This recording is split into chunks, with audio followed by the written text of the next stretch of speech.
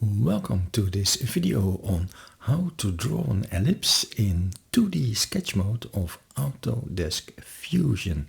Let's click Create Sketch in the toolbar to enter sketch mode and then select one of the available surfaces. I click on the ground surface. We can find the ellipse tool either in the toolbar if you have the icon. Otherwise, simply click the Create menu and find Ellipse over there. There are no choices, there's only one way to do it.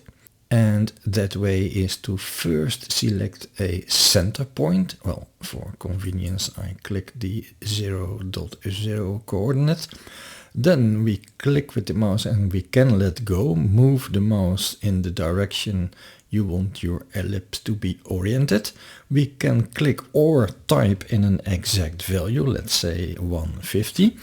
I can also hit the top key to now enter the degrees of this angle. Let's say 24 degrees is what I want.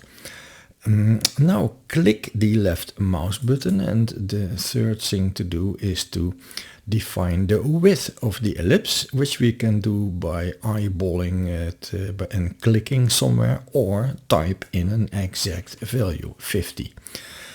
We can now either press the keyboard Enter key to leave the tool altogether, or click the left mouse button and maybe create another ellipse. That is a choice.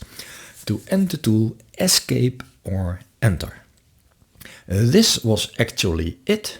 Maybe see you back in the next video, and in the meantime, have fun.